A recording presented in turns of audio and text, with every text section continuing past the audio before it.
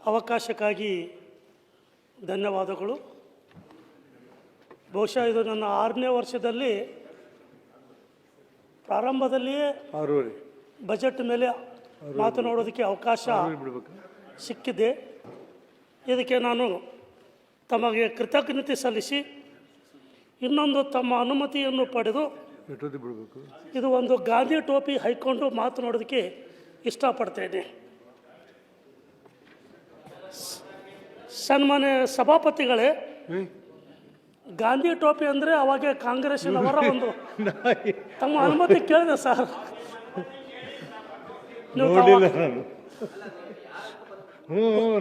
ಅದಕ್ಕೆ ಬರ್ತೇನೆ ಸರ್. ಮಾತಾಡಿ. ಗಾಂಧಿ ಟೋಪಿ ಅಂದರೆ ಕಾಂಗ್ರೆಸ್ಸಿನವರ ಹೆಚ್ಚಿನ ಪ್ರಾರಂಭದಲ್ಲಿ ಅವರ ಒಂದು ಸಿಂಬಲ್ ಆಗಿತ್ತು. ನಮ್ಮ ಎದುರುಗಡೆ ಇರ್ತಕ್ಕಂಥ ಇಬ್ಬರು ದಿಗ್ಗಜರಿದ್ದಾರೆ.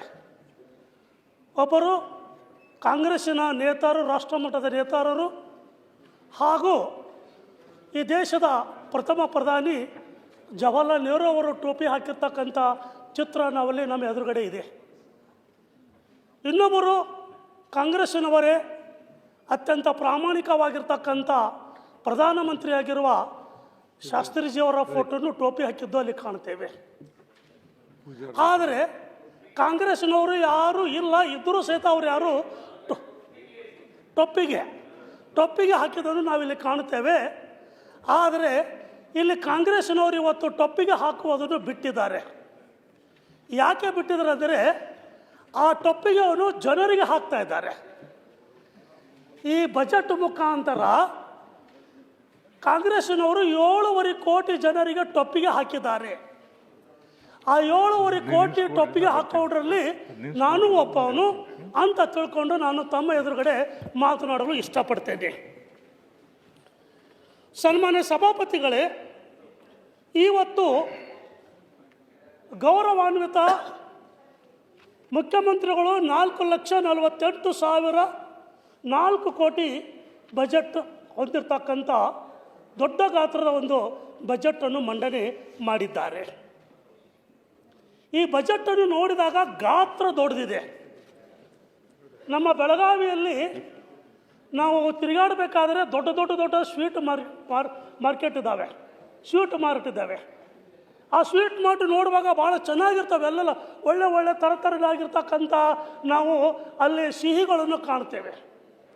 ಕೇವಲ ದೂರಿಂದ ನೋಡಬೇಕು, ಹತ್ತಿರ ಹೋಗಿ ತಿನ್ನೋಂಗಿಲ್ಲ. ಈಗೊಂದು ಸಿಹಿ ರೋಗ ಇರೋದ್ರಿಂದ ಯಾರೂ ಅದಕ್ಕೆ ಹೋಗೋದು ಇಲ್ಲ. ಆ ರೀತಿ ಇದು ದೊಡ್ಡ ಗಾತ್ರ ಇರ್ತಕ್ಕಂಥ ಈ ಒಂದು ಬಜೆಟನ್ನು ನಾವು ನೋಡಿದಾಗ, ಹತ್ತಿರ ಹೋದಾಗ ನಾವು ಹೇಳ್ತೇವೆ ದೂರದ ಬೆಟ್ಟ ನುಣ್ಣಗೆ ಅಂತ ಹೇಳ್ತೇವೆ. ದೂರದ ಬೆಟ್ಟ ನುಣ್ಣಗೆ ಭಾಳ ಚಂದ ಕಾಣ್ತದೆ ನಮ್ಮ ಭಾಷೆ ಹೇಳಬೇಕಾದ್ರೆ. ಆದರೆ ಹತ್ತಿರ ಹೋದಾಗ, ಬೆಟ್ಟದ ಹತ್ತಿರ ಹೋದಾಗ ಅಲ್ಲಿ ಕಾಣೋದು ಕಲ್ಲು ಮುಳ್ಳು ಗಿಡ ಗಂಟೆ ಮಾತ್ರ. ಏಕೆಂದರೆ ಇಲ್ಲಿ 2022-23ರಲ್ಲಿ ನಾವು ಅಥವಾ 23-24ರಲ್ಲಿ ನಾವು ತೆಗೆದುಕೊಂಡಾಗ ಆಗಿರ್ತಕ್ಕಂಥ ಬಜೆಟಿನ ಗಾತ್ರ ಮತ್ತು ಈಗಿನ 4.5 ಲಕ್ಷ ಕೋಟಿಯ ಬಜೆಟಿನ ಗಾತ್ರ ತೆಗೆದುಕೊಂಡಾಗ ಹೆಚ್ಚು ಕಡಿಮೆ ಬಜೆಟಿನ ಗಾತ್ರ ಡಬಲ್ ಆಗಿದೆ. ಆದರೆ ಇಲ್ಲಿ ಕ್ಯಾಪಿಟಲ್ ಎಕ್ಸ್ಪೆಂಡಿಚರು ಆ ಪ್ರಮಾಣದಲ್ಲಿ ಹೆಚ್ಚಾಗಿಲ್ಲ.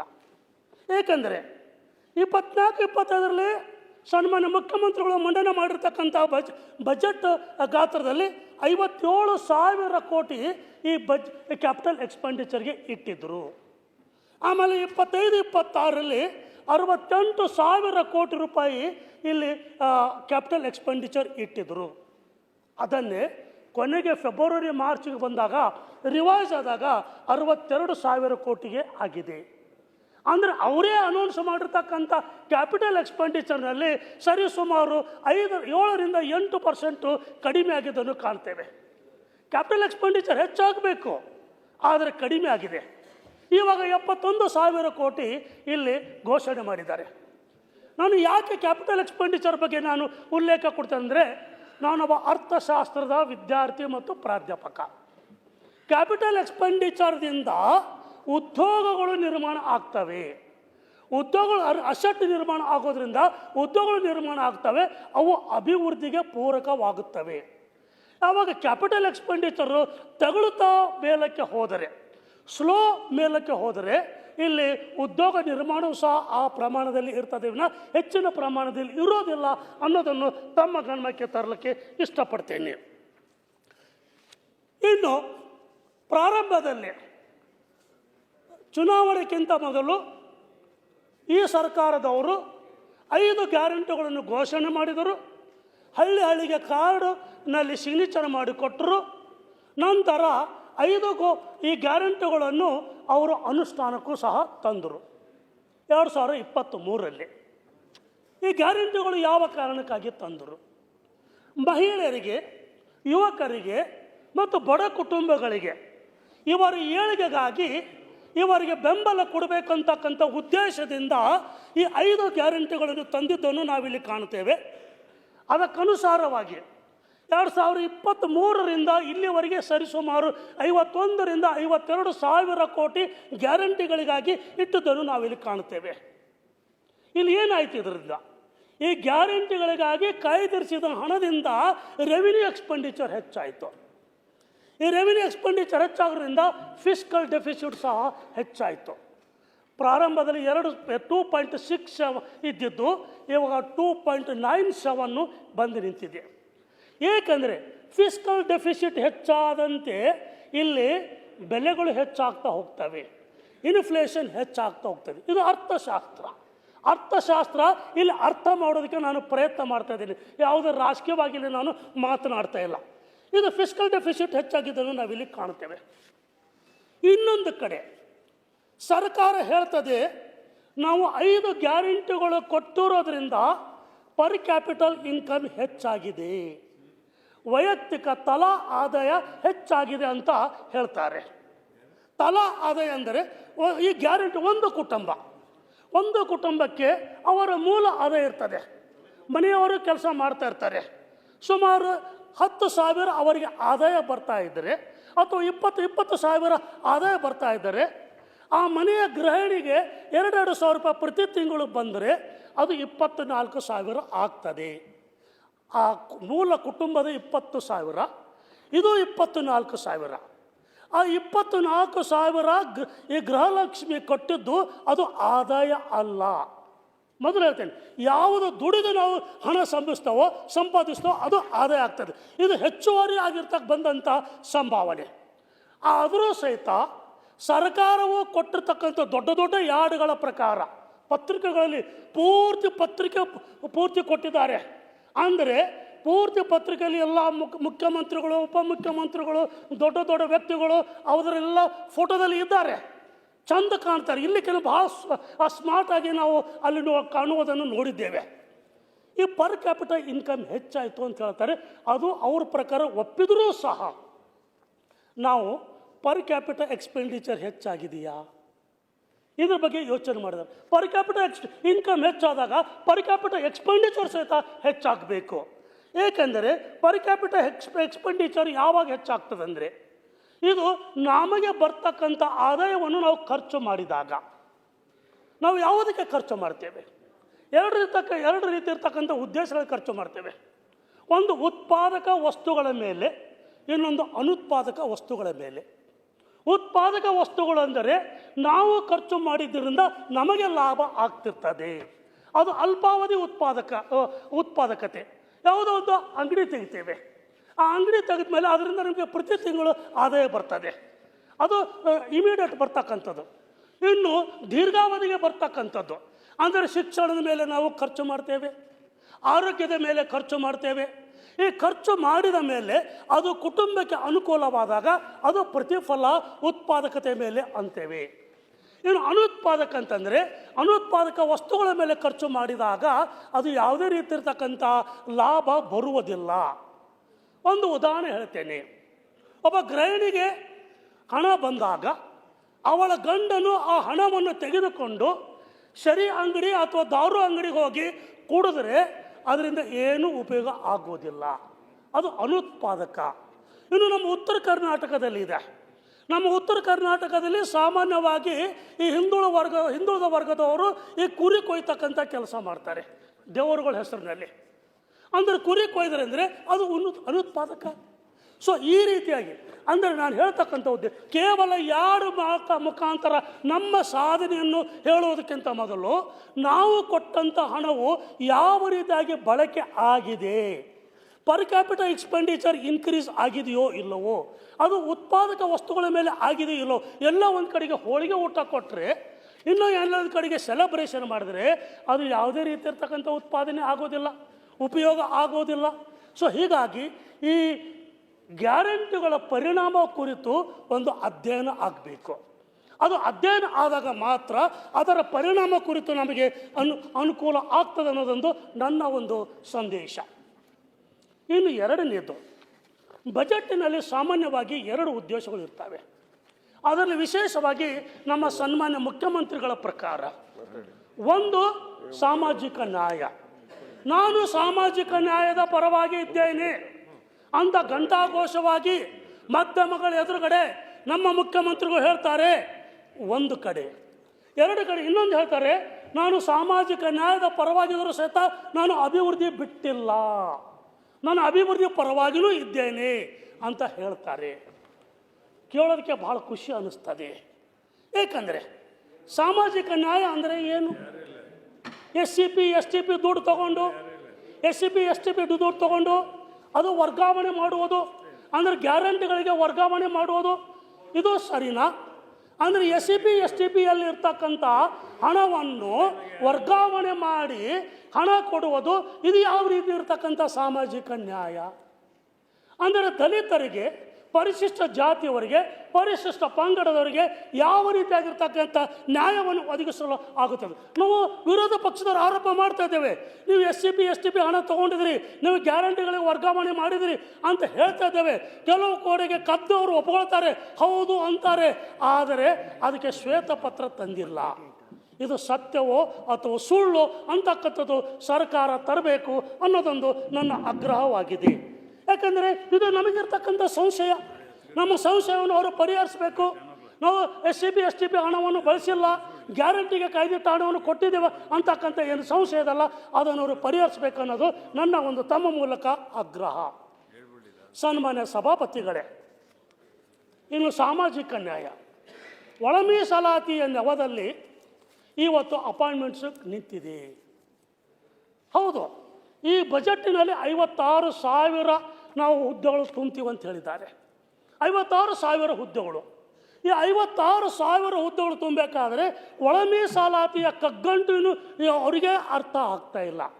ಯಾವ ರೀತಿ ಅದು ಬಿಡಿಸ್ಕೊಳ್ಬೇಕು, ಬಿಡಿಸ್ಕೋಬೇಕಾದ್ರೆ ಯಾವ ಸಮುದಾಯಕ್ಕೆ ಧಕ್ಕೆ ಆಗುತ್ತದೆ, ಯಾವ ಸಮುದಾಯಕ್ಕೆ ಧಕ್ಕೆ ಆಗಬಾರ್ದು, ಇದೆಲ್ಲವನ್ನು ಇಟ್ಕೊಂಡು ನೋಡಬೇಕು. ಆಮೇಲೆ ಇವರು ನಿರ್ಧಾರ ತೆಗೆದುಕೊಂಡ ಮೇಲೆ ಒಂದು ವೇಳೆ ಈ ಕೇಸು ಕೋರ್ಟಿಗೆ ಹೋದರೆ ಇವರು ತುಂಬೋದು ಯಾವಾಗೆ?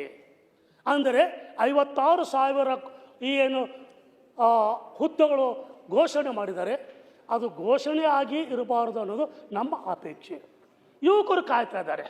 ಮೊನ್ನೆ ನಮ್ಮ ಧಾರವಾಡದಲ್ಲಿ ಸಾವಿರಾರು ವಿದ್ಯಾರ್ಥಿಗಳು ನಿರುದ್ಯೋಗಿಗಳು, ನಾನು ಸಹ ನಿರುದ್ಯೋಗಿ ಇದ್ದಾಗ ಯಾವಾಗ ಅಪಾಯಿಂಟ್ಮೆಂಟ್ ನೋಟಿಫಿಕೇಷನ್ ಬರ್ತದೆ, ಯಾವಾಗ ನಾನು ಅಪಾಯಿಂಟ್ಮೆಂಟ್ ಆಗ್ತೀನಿ, ನಾನೂ ಸಹ ಕನಸು ಕಾಣ್ತಾ ಇದ್ದೆ ಅವಾಗೆ. ಆದರೆ ಈಗ ಅದು ಅದೇ ರೀತಿಯಾಗಿರ್ತಕ್ಕಂಥ ಈ ಯುವಕರು ಅಲ್ಲಿ ಕಾಯ್ತಿರೋದನ್ನು ನಾವಿಲ್ಲಿ ಕಾಣ್ತೇವೆ. ಇನ್ನೊಂದು ವಿಷಯ, ಸಾಮಾಜಿಕ ನ್ಯಾಯ ಅಂತಾರೆ. ಈ ಅಲೆಮಾರಿಗಳಿಗೆ ನಾಗಮೋಹನ್ ದಾಸರವರು ಕೊಟ್ಟಿರ್ತಕ್ಕಂಥ ವರದಿಯ ವಿರುದ್ಧವಾಗಿ ಮೀಸಲಾತಿ ಕೊಟ್ಟಿದ್ದಾರೆ.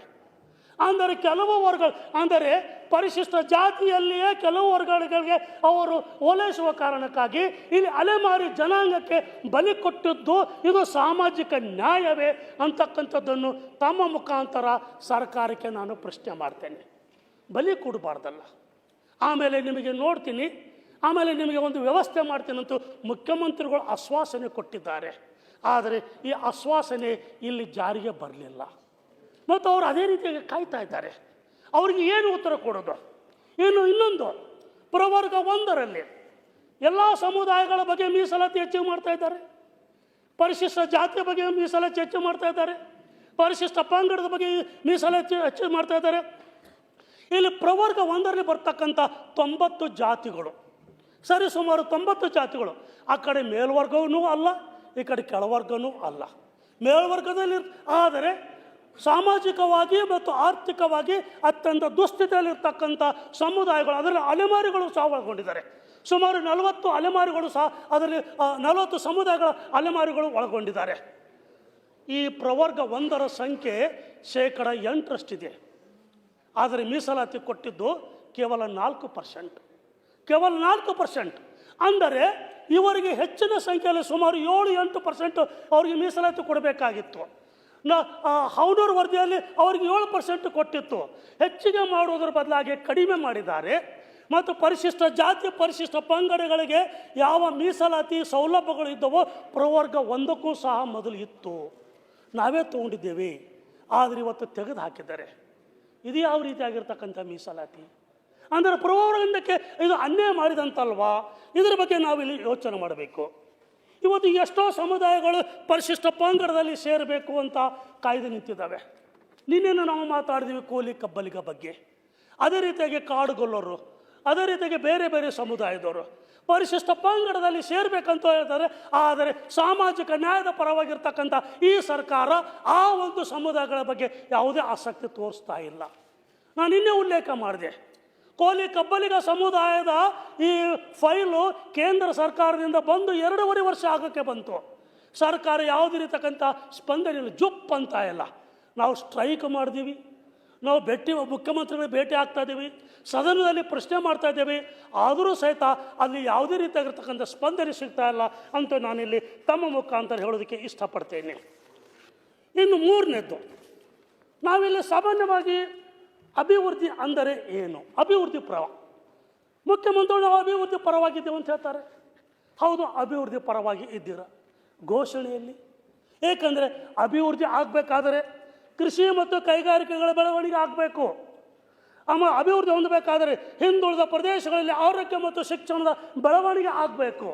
ಅಭಿವೃದ್ಧಿ ಹೊಂದಬೇಕಾದರೆ ಮಾನವ ಅಭಿವೃದ್ಧಿ ಹ್ಯೂಮನ್ ಡೆವಲಪ್ಮೆಂಟ್ ಇಂಡೆಕ್ಸ್ ಅಂತೀವಿ ನಾವು, ಆ ಹ್ಯೂಮನ್ ಡೆವಲಪ್ಮೆಂಟ್ ಇಂಡೆಕ್ಸ್ ಹೆಚ್ಚಾಗಬೇಕು. ಸೇವಾ ವಲಯದಲ್ಲಿ ನಾವು ಹೆಚ್ಚಿನ ಉತ್ತೇಜನ ಕೊಡಬೇಕು, ಅದು ವಿಶೇಷವಾಗಿ ಗ್ರಾಮೀಣ ಪ್ರದೇಶದಲ್ಲಿ. ಆಮೇಲೆ ಸೂಕ್ಷ್ಮ ಮತ್ತು ಸಣ್ಣ ಕೈಗಾರಿಕೆಗಳು, ನಮ್ಮ ಸಣ್ಣ ಕೈಗಾರಿಕೆಗಳ ಮಂತ್ರಿಗಳು ಇಲ್ಲೇ ಇದ್ದಾರೆ. ಮೊನ್ನೆ ಒಂದು ಪತ್ರಿಕೆಯಲ್ಲಿ ಓದಿದೆ, ಅವರಿಗೆ ಸಬ್ಸಿಡಿ ಕಡಿಮೆ ಆಗಿದೆ ಅಂತ ಒಂದು ಪತ್ರಿಕೆಯಲ್ಲಿ ಓದಿದೆ. ನಾನು ಪ್ರಶ್ನೆನೂ ಹಾಕಿದ್ದೇನೆ. ಅದು ಅಂದರೆ ಈ ಎಲ್ಲ ಯಾಕಂದರೆ ಸಣ್ಣ ಕೈಗಾರಿಕೆಗಳು ಮತ್ತು ಸೂಕ್ಷ್ಮ ಕೈಗಾರಿಕೆಗಳಲ್ಲಿ 90% ಕಾರ್ಮಿಕರು ಕೆಲಸ ಮಾಡ್ತಾ ಇದ್ದಾರೆ. ಒಟ್ಟು ದುಡಿಯುವ ವರ್ಗಗಳಲ್ಲಿ 90%. ಇವತ್ತು ಕೋವಿಡ್ ಬಂತು, ಅದು ಬಿರುಗಾಳಿಗೆ ಒಳಗಾತು. ಅದರ ನಂತರ ಆರ್ಥಿಕ ನಾವು ಬದಲಾವಣೆ ಕಾಣ್ತೇವೆ, ದೊಡ್ಡ ದೊಡ್ಡ ಕೈಗಾರಿಕೆಗಳು ಕಾಣ್ತೇವೆ. ಅವರಿಗೆ ಕಾಂಪೀಟ್ ಮಾಡದೇ ಇರೋದ ಕಾರಣಕ್ಕಾಗಿ ಸಣ್ಣ ಕೈಗಾರಿಕೆ ಅಂದರೆ ಕೆಲವೇ ಕಾರ್ಮಿಕರು, ಸಣ್ಣ ಬಂಡವಾಳ, ಸಣ್ಣ ವ್ಯವಹಾರ, ಸಣ್ಣ ಮಾರುಕಟ್ಟೆ, ಇವರ ಬದುಕೆ ಇವತ್ತು ಭಾಳ ದುಸ್ಥಿತಿಯಲ್ಲಿದೆ. ಹಾಗಾಗಿ ಇದರ ಬಗ್ಗೆ ಏನು ಉಲ್ಲೇಖ ಇಲ್ಲ ಅಂತಕ್ಕಂಥದ್ದನ್ನು ಸಹ ತಮ್ಮ ಮುಖಾಂತರ ಗಮನಕ್ಕೆ ತರುವುದಕ್ಕೆ ಇಷ್ಟಪಡ್ತೇನೆ. ಇನ್ನು ನೀರಾವರಿ ಬಗ್ಗೆ ಹೇಳಬೇಕಾದ್ರೆ ಕಲ್ಯಾಣ ಕರ್ನಾಟಕದಲ್ಲಿ 11 ನೀರಾವರಿ ಯೋಜನೆಗಳಿದ್ದಾವೆ. ಸುಮಾರು 25 TMC ನೀರು. 25 TMC ನೀರು ಕಲ್ಯಾಣ ಕರ್ನಾಟಕಕ್ಕೆ ಅದು ಜೀವಾಳ. ಏಕೆಂದರೆ ಅದು ಬರದ ನಾಡು, ಅಲ್ಲಿ ಒಣಬೇಸಾಯ ಇದೆ. ಅಲ್ಲಿ ಇರ್ತಕ್ಕಂಥ 25 TMC ನೀರನ್ನು ನಾವು ಸರಿಯಾಗಿ ಬಳಸ್ಕೊಳ್ಳೋಕೆ ಆಗ್ತಾಯಿಲ್ಲ. ಏಕೆಂದರೆ ಅಲ್ಲಿರ್ತಕ್ಕಂಥ ಕೆನಾಲ್ಗಳು ಯಾವ ಸರಿಯಾಗಿಲ್ಲ. ಅಲ್ಲಿರ್ತಕ್ಕಂಥ ಕೆನಾಲ್ ಇದ್ದಿದ್ದನ್ನು ನಾವು ಎಲ್ಲಿ ತಗ್ಗಿನಿಂದ ಒಡ್ಡಿನ ಕಡೆಗೆ ಹಾಕಿದ್ದಾರೆ. ನಾನೇ ಓಡಾಟ ಮಾಡಿ ನೋಡಿದ್ದೇನೆ. ಎಲ್ಲ ಅಲ್ಲಿ ಆ ಕೆನಾಲಲ್ಲಿ ಆ ಗಿಡಗಂಟೆಗಳು, ಕೆಸರು, ಮಣ್ಣು ಎಲ್ಲ ನಿಂತಿದೆ. ಅಂದರೆ ನೀರು ಹರಿಯೋದು ನೀರಿದೆ. ಹೋದ ವರ್ಷ ನಮಗೆ ಮಳೆ ಚೆನ್ನಾಗಿ ಬಂತು, ಆದರೆ ನೀರು ಹರಿಸೋದಕ್ಕೆ ಕೆನಾಲ್ಗಳು ಸರಿಯಾಗಿಲ್ಲ, ಡಿಸ್ಟ್ರಿಬ್ಯೂಟರೀಸು ಸರಿಯಾಗಿಲ್ಲ. ಸೊ ಇದು ನಾವು ವ್ಯವಸ್ಥೆ ಮಾಡಬೇಕು. ಇನ್ನು UKP ಬಗ್ಗೆ ನಾವು ಹೇಳ್ತಾನೆ ಇರ್ತೀವಿ. ಇಲ್ಲಿ ನಮ್ಮ ಸದಸ್ಯರು ಹೇಳ್ತಾ ಇರ್ತಾರೆ, ಅವರು ಸಹ ಹೇಳ್ತಾರೆ UKP ಬಗ್ಗೆ ಯಾವುದೇ ರೀತಿಯಕ್ಕಂಥ ಗಮನಾರ್ಹವಾಗಿರ್ತಕ್ಕಂಥ ಹಣದ ಪೂರೈಕೆ ಆಗಿಲ್ಲ. ಇನ್ನು ಕೊಯ್ನಾ ಡ್ಯಾಮ್ ಬಗ್ಗೆ ನಾನು ಹೇಳಿದೆ, ಭೀಮಾ ನದಿ ಸರ್ ಮುಖ್ಯವಾಗಿರ್ತಕ್ಕಂಥ ಉಲ್ಲೇಖ ನಾನು ಮಾಡಬೇಕಾಗಿದೆ. ಅದು ಏನಂದರೆ ಕರ್ನಾಟಕದೊಳಗೊಂದು ಕರ್ನಾಟಕ ಕಾಣ್ತೇವೆ ನಾವು. ಸನ್ಮಾನ್ಯ ಸಭಾಪತಿಗಳೇ, ಕರ್ನಾಟಕದೊಳಗೊಂದು ಕರ್ನಾಟಕ ಕಾಣ್ತೇವೆ. ಏಕೆಂದರೆ ಕರ್ನಾಟಕದೊಳಗೊಂದು ಕರ್ನಾಟಕ ಅಂದರೆ ಏನು? ಇಲ್ಲಿ ಕರ್ನಾಟಕ ಒಂದು ರಾಜ್ಯ, ಸರ್ಕಾರ ಒಂದು ರಾಜ್ಯ, ಆದರೆ ಮುಂದುವರೆದ ಭಾಗ, ಹಿಂದುಳಿದ ಭಾಗ, ಮುಂದುವರೆದ ಭಾಗ ಮತ್ತು ಹಿಂದುಳಿದ ಭಾಗ ಅಂತ ನಾವು 2 ರೀತಿಯಾಗಿರ್ತಕ್ಕಂಥ ವ್ಯತ್ಯಾಸವನ್ನು ನಾವಿಲ್ಲಿ ಕಾಣ್ತೇವೆ. ಏಕೆಂದರೆ ಪ್ರಾದೇಶಿಕ ಅಸಮತೋಲನ ನಿವಾರಣೆ ಮಾಡಬೇಕಂತೂ ಡಾಕ್ಟರ್ ಡಿ ಎಂ ನಂಜುಂಡಪ್ಪನವರ ಒಂದು ವರದಿ ಬಂತು. ಇಲ್ಲಿ ಅನುದಾನಗಳ ಆಧಾರಿತ ಅಭಿವೃದ್ಧಿ ಮಾಪನ ಅವ್ಯವಸ್ಥೆ ಸಲ್ಲದು. ಅನುದಾನಗಳ ಆಧಾರಿತ ಅಭಿವೃದ್ಧಿ ಮಾಪನ ಅವ್ಯವಸ್ಥೆ ಸಲ್ಲದು. ಫಲಿತಾಂಶ ಆಧಾರಿತ ವ್ಯವಸ್ಥೆಗೆ ಆದ್ಯತೆ ನೀಡಿ ಅನುದಾನ ನೀಡುವ ಪದ್ಧತಿ ಜಾರಿ, ಅಂದರೆ ರಿಸಲ್ಟ್ ಓರಿಯೆಂಟೆಡ್ ಇನ್ವೆಸ್ಟ್ಮೆಂಟ್ ಆಗಬೇಕನ್ನೋದು.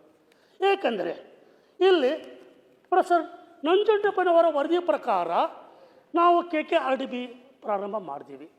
ಅದರಲ್ಲಿ ವಿಶೇಷವಾಗಿ ಉತ್ತರ ಕರ್ನಾಟಕಕ್ಕೆ ಸುಮಾರು 32,000 ಕೋಟಿ ಬಂದಿತ್ತು.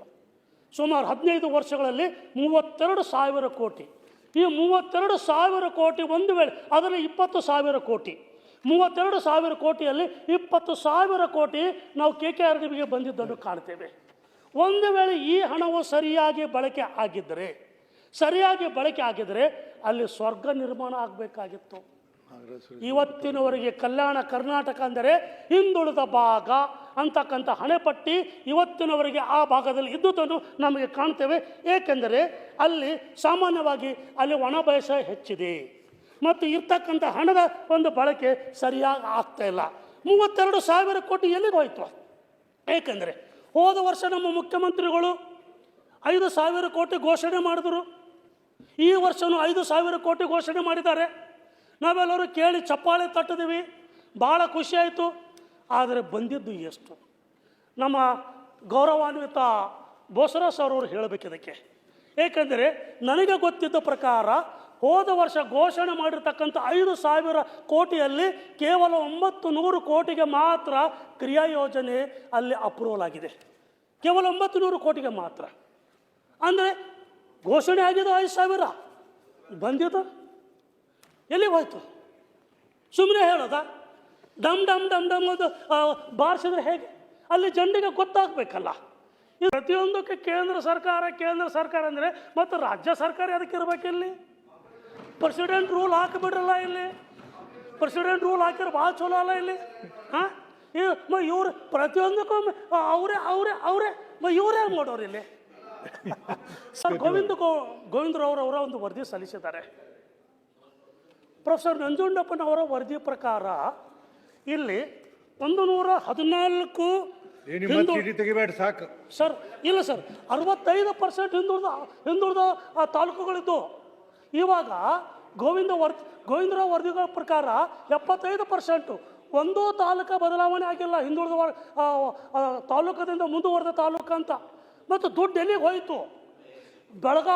ಬೆಂಗಳೂರಿಂದ ಬೆಳಗಾವಿಗೆ ಹೋಗ್ರಿ, ಬೆಂಗಳೂರಿಂದ ಬೀದರ್ಗೆ ಹೋಗ್ರಿ, ನಾವು ಎಲ್ಲಿ ಹೋದ್ರೂ ಅಂತರ ಕಾಣ್ತೇವೆ.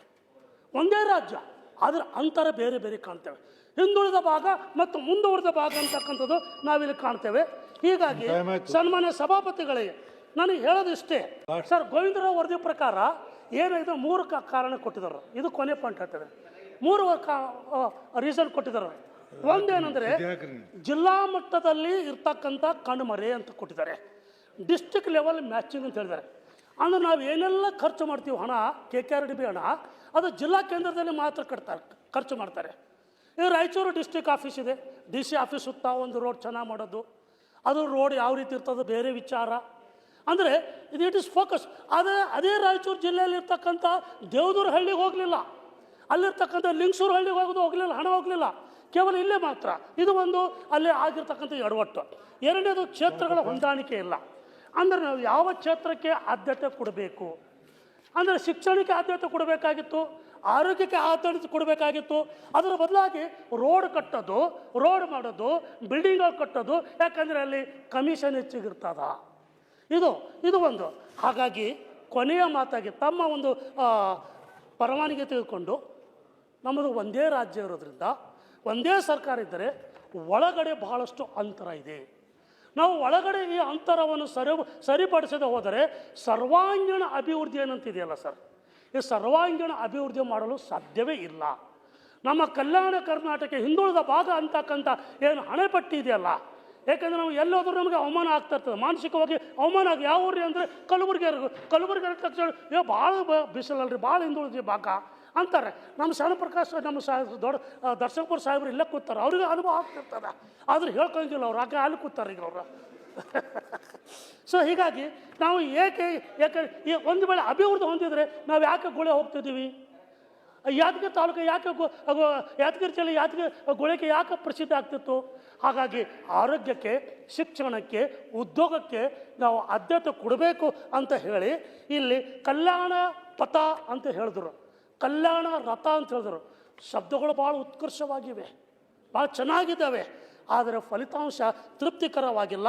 ಹಾಗಾಗಿ ಈ ಒಂದು ವಿಷಯವನ್ನು ತಮ್ಮ ಮುಖಾಂತರ ಸರ್ಕಾರಕ್ಕೆ ಈ ಎಲ್ಲ ಅಭಿವೃದ್ಧಿ ಪರವಾಗಿರ್ತಕ್ಕಂಥ ಯೋಜನೆಗಳು ಸರಿಯಾಗಿ ಅನುಷ್ಠಾನಕ್ಕೆ ತರಬೇಕು. KKRDBಗೆ ಆ ಘೋಷಣೆ ಮಾಡಿರ್ತಕ್ಕಂಥ ಸಂಪೂರ್ಣ ಹಣ ಬಳಕೆ ಆಗಬೇಕು. ಕೇವಲ ಘೋಷಣೆಗಳಲ್ಲೇ ಆಗಿರಬಾರ್ದು, ಪತ್ರಿಕೆಗಳಾಗಿರಬಾರ್ದು, ಅದು ಸಂಪೂರ್ಣ ಬಳಕೆ ಆಗಬೇಕಂತ ತಮ್ಮ ಮೂಲಕ ಸರ್ಕಾರಕ್ಕೆ ಒತ್ತಾಯಪಡಿಸಿ